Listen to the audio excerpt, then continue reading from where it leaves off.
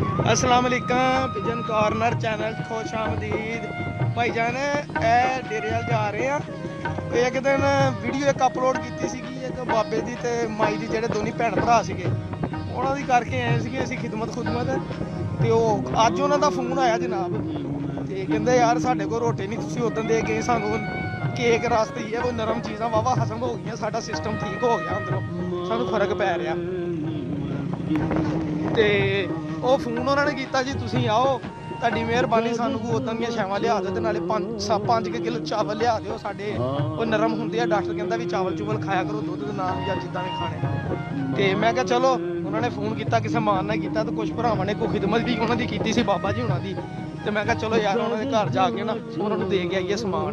ਤੇ ਆ ਥੋੜਾ ਜਿਹਾ ਅਸੀਂ ਲਿਆ ਸੀ ਬਾਕਰਖਾਨੀਆਂ ਕੇਕ ਇਹ ਉਹ ਮੈਂ ਕਿਹਾ ਚਲੋ ਦੇ ਦਈਏ ਨਾਲੇ ਜਿਹਨੇ ਭਰਾਵਾਂ ਨੇ ਕੀਤੀਆਂ ਉਹਨਾਂ ਲਈ ਦੁਆਵਾਂ ਉਹਨਾਂ ਕੋ ਸਮੇਟ ਲਈਏ ਤੇ ਉਹਨਾਂ ਤੇ ਦੇ ਆਈਏ ਜਾ ਕੇ। ਠੀਕ ਆ ਜੀ ਬਣੀਆਂ ਨਹੀਂ। ਇਹ ਦੇਖੋ ਮੰਜੀ ਤੁਸੀਂ ਕਹਿੰਦੇ ਨਹੀਂ ਇਹ ਦੇਖੋ ਇਹ ਮੰਜੀ ਤੇ ਹੁਣ ਬਹਿਣ ਦੀ ਦੇਰ ਤਾਂ ਮੰਜੀ ਟੁੱਟ ਜਾਣੀ ਹੁਣ। ਇਹ ਬਾਜੀ ਉਹਨਾਂ ਨੇ ਕਿੰਨੀ ਵਾਰੀ ਸਹੀ ਕੀਤੀ ਆ। ਤੇ ਇਹ ਦੇਖੋ ਕਮਰੇ ਦੀ ਵੀ ਸਫਾਈ ਸੁਈ ਕੀਤੀ ਹੋਈ ਆ ਇਹਨਾਂ ਦੇ ਗਵਾਂਢੀ ਆ।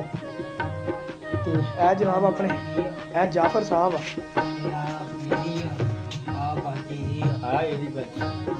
ਨਹੀਂ ਨਹੀਂ ਇਹ ਨਹੀਂ ਅੱਛਾ ਤੁਹਾਡੀ ਬਾਜੀ ਆ ਵਾ ਆ ਜਿਹੜੇ ਹੁਣ ਆ ਬਿਮਾਰ ਹੋਏ ਵੇ ਤੇ ਅੱਬਾ ਆ ਵਾ।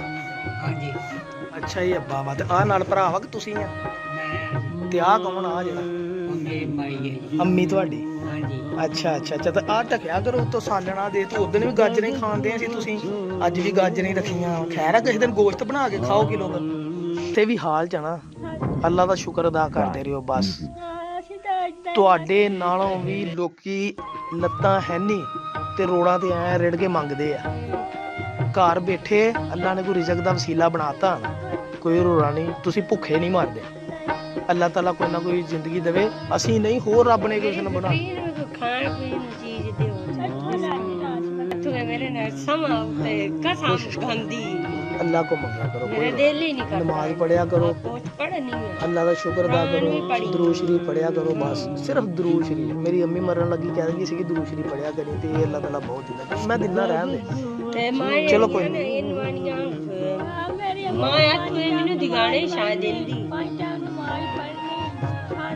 ਤੇ ਆ ਹੁਣ 50 ਰੁਪਏ ਦੇਣ ਲੱਗੀ। ਮੈਂ ਦਵਾਈ ਆਂਦੀ ਚੌਰੀ ਜਾਫਰ ਕੋ ਮਾਲ ਚੰਗਾ ਵਾ ਤੇ ਆ ਬਾਜੀ ਹੁਣ ਇਹਨਾਂ ਦੇ ਗਵਾਂਢੀਆਂ ਨੇ ਦਵਾਈ ਲਿਆਂਦੀ ਸੀ ਤੇ ਉਹ ਡਾਕਟਰ ਦੇ ਪੈਸੇ ਦੇਣੇ ਸੀ 1000 ਹੀ ਇਹ ਵੀ ਇਹ ਖਾਂਸੀ ਦੀ ਹੈ 10,000 ਆ ਗਿਆ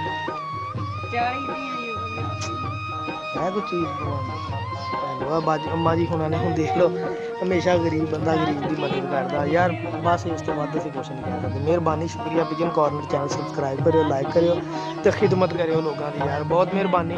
ਮਾਂ ਜੀ ਦੁਆ ਕਰਦੀ ਹੈ ਦੁਆ ਕਰਦੀ ਦਿਲੋਂ ਦੁਆ ਬਸ ਬਹੁਤ ਮਿਹਰਬਾਨੀ ਸ਼ੁਕਰੀਆ।